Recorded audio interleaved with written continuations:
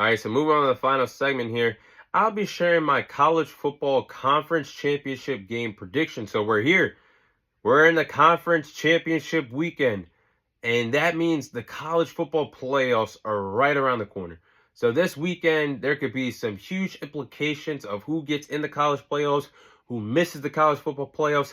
Seeding wise, this week in college football is going to be very important, very pivotal for the dance for college football for the playoffs. So, starting off with I will say this. With all due respect, there is a lot of games, a lot of conference championship games that will be happening this weekend. So I'm going to cover I will say the first few games that I'm going to say. I won't get into depth as I will with the other 4 championship games. So I'll get these 2 out of the way. So in the UNLV Mount West championship game, or excuse me, you will see Boise State play UNLV in the Mount West championship game.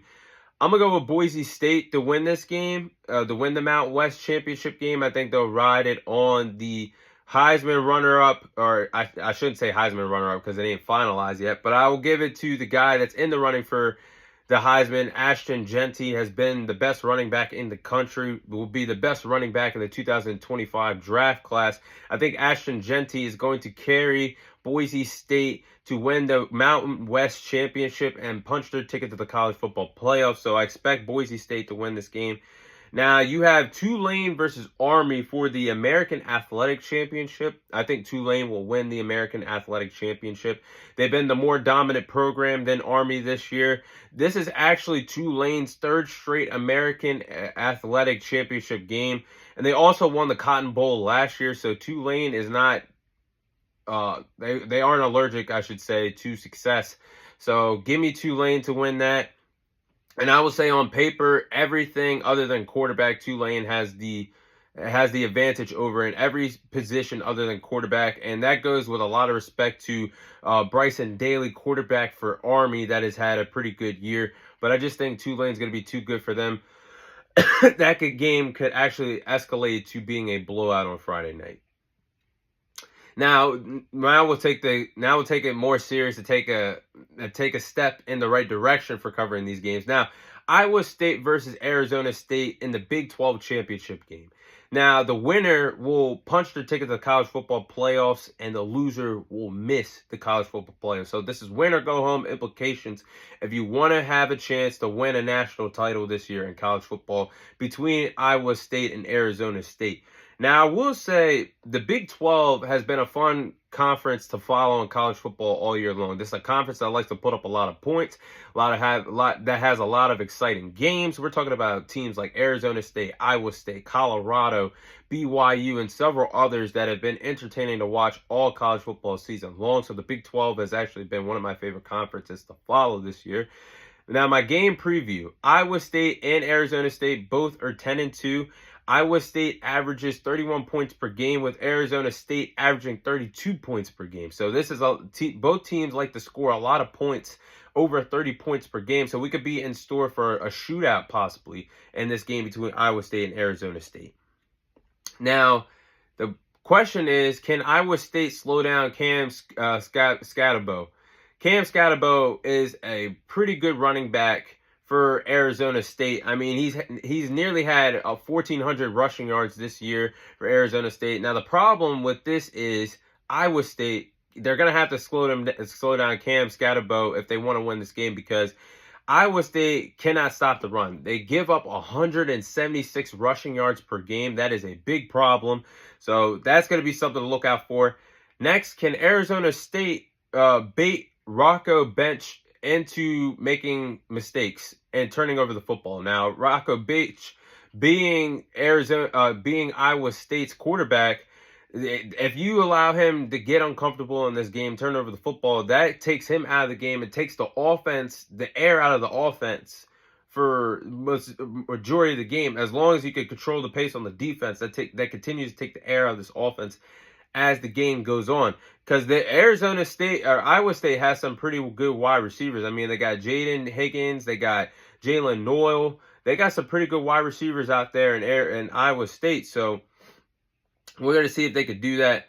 But with that being said, give me Arizona State to win the Big 12 championship and defeat Iowa State. I'm saying a lot of states here, but as I digress, Arizona State, I just believe that they will beat Iowa State in this Big 12 championship game. Now, it's hard for me to say because Iowa State has played with a lot of grit and a lot of determination, and they've been a really resilient team all year long. However, with their inability of stopping the run and Cam Scatterbo, that nearly has 1,400 yards rushing, you give up 176 rushing yards per game.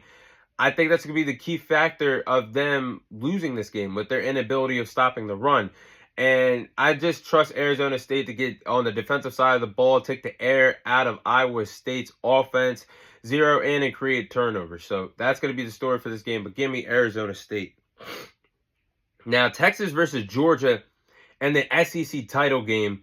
This was a game that we seen earlier this year with the two teams matching up, where Georgia got the better of Texas when they won that game by a score of 30-15.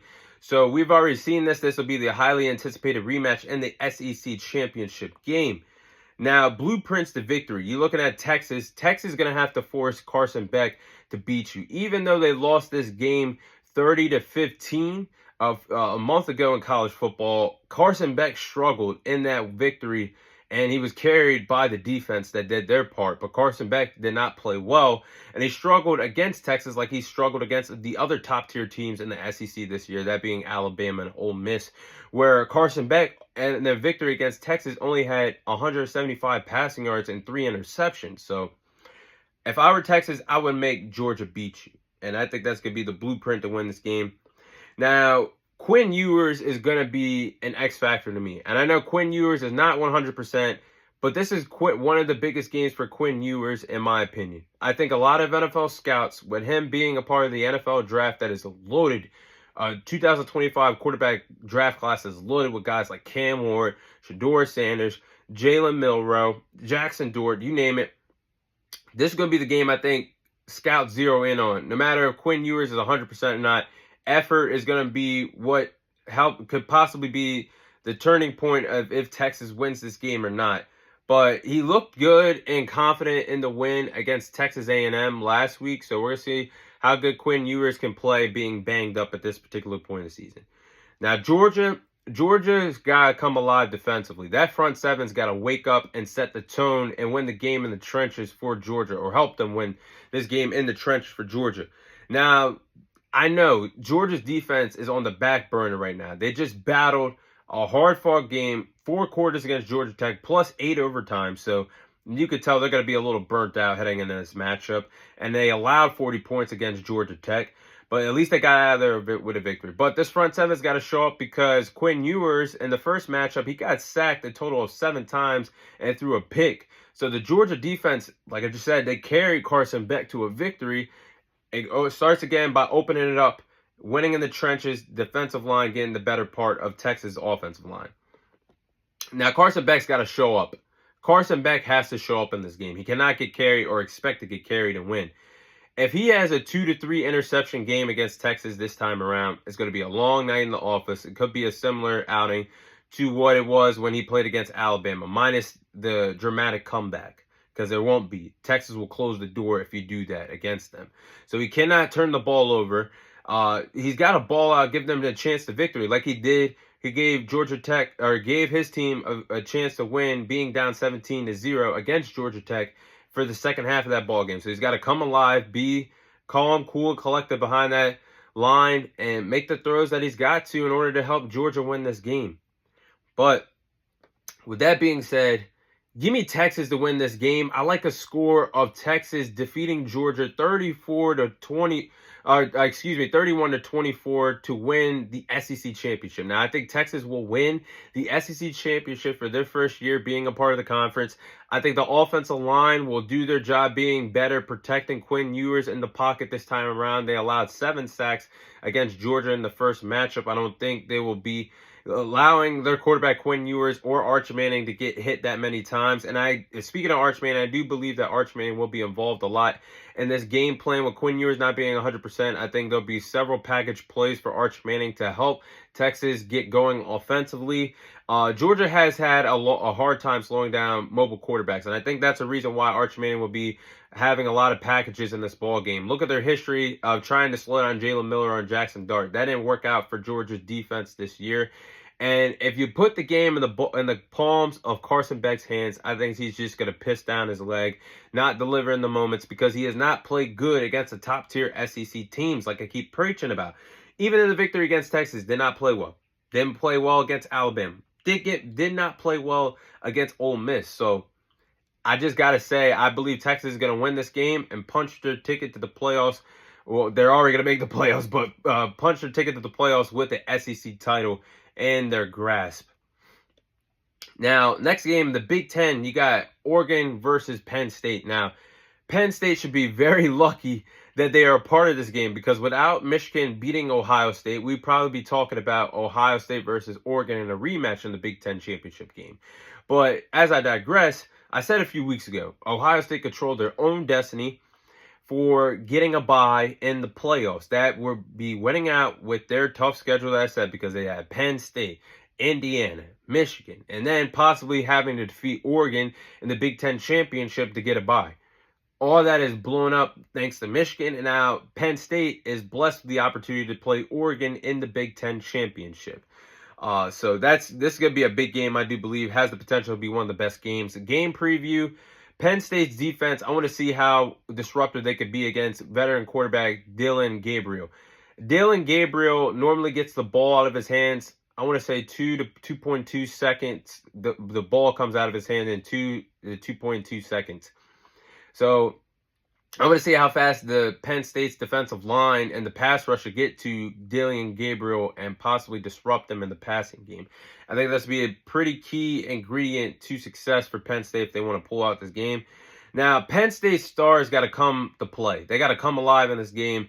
They got to come to play, because their championship window right now with all this talent is wide open. This is actually their best chance to win a national title, and God knows how long. But they got a lot of talent. They have Drew Aller at quarterback, the great 1-2 punch at the running back position, and Nicholas Singleton, and I was like a tongue-tied.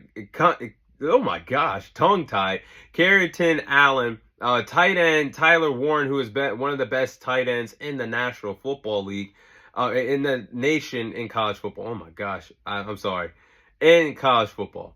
But then that brings me to the question, is Oregon ready to compete?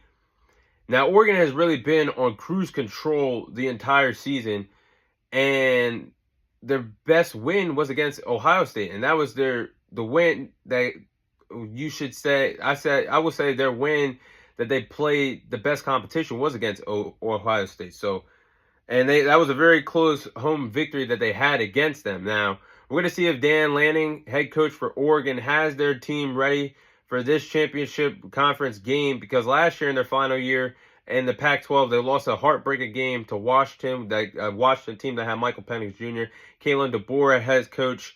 But we're going to see if Dillon Gabriel could be the key ingredient for them winning the Big Ten championship for the first year in the conference. So with that being said, this is a hot take here, but give me Penn State to beat Oregon to win the Big Ten championship. Now, I know James Franklin, head coach for Penn State, has not had the best track record against top 5 teams. He has a record of 1 victory and 13 losses against teams that are ranked top 5 in the country. But I do believe luck will be on his side this weekend against Oregon, the Oregon Ducks. And I think this Big Ten championship game has it could be the best game that we see in conference championship play this weekend. But I got to say, I think Penn State's going to pull it out. I think Tyler Warren, being one of the best tight ends in the nation, is going to be an X factor for this game. And I think Penn State's defense is going to be the reason why they pull this off. Penn State's defense is ranked 6th in the country in points allowed per game, and they've only allowed, I should say, Penn State is being 6th in the country in points per game allowed. I just think the difference maker in this game is finding a way to slow down Oregon's offense and Dillon Gabriel for this game. So give me Penn State to win this game by a score of 24-21. Now, Clemson, the final game is Clemson versus SMU in the ACC championship game. Now, Syracuse spoiled the party for Cam Ward. Cam Ward being one of the best quarterbacks for the 2025 NFL draft class. He spoiled their trip where Syracuse defeated Miami last year and it costed them a trip. Fran Brown, head coach for Syracuse, was hilarious in the post-game interview that he had, telling Dabo Swinney, "Thank me later for getting you into the ACC championship game. Because if Miami won, Clemson would not be here." But here we are, Clemson versus SMU. Now, SMU does have a chance to win the ACC title in their first year in the conference. They are 11-1, and I think if they're in a close game and they lose, they still have a chance to make the playoffs. But here, with Clemson being 9-3, this is win or go home for them. If they lose this game, they are not getting into the college football playoffs. So these are the following players I do believe need to be an X factor for their teams to win the ACC championship. Clay Klubnik needs to be a factor, quarterback for Clemson. This could be an audition for the junior because I do believe that he could enter the transfer portal. But Cade has had a pretty good junior year. 3,041 passing yards, 29 passing touchdowns, 5 interceptions. The biggest game of his career, in my opinion, for Clemson. And they need him in order to pull off a big win to get the ACC title and then get to the college football playoffs. Now, SMU is going to have to gamble on their quarterback, Kevin Jennings. Kevin Jennings, when SMU has gambled on him making the quarterback change, they have been undefeated, and they have at least scored 28 points with him being a part of the lineup this year for SMU. So that is huge. This should be a big-time game here. But I'm going to go with SMU to win this game against Clemson. Now, SMU might not be the sexiest team heading into the college football playoffs, or a team that could make the college football playoffs, but they are 11-1. You do got to give them a respect because they could win the ACC in their first year being a part of the conference. But Clemson, I can't trust them. They've lost too many big-time games this year, when games that you were supposed to prove it. And 3 of their losses, they got clobbered the first week against Georgia, their first week of college football. They lost to Louisville, and they just lost to South Carolina last year during rivalry week. So they got very lucky that due to a Miami Hurricanes loss, they even got themselves an ACC championship game. So I got to go with SMU here. But those are all of my conference championship game predictions. That is all the time I have for you guys today. Whew, I'm out of breath. Thank you guys for watching. Thank you guys for listening. This is your host, Thomas Tyree, signing off. And I'll see you guys on next week's episode.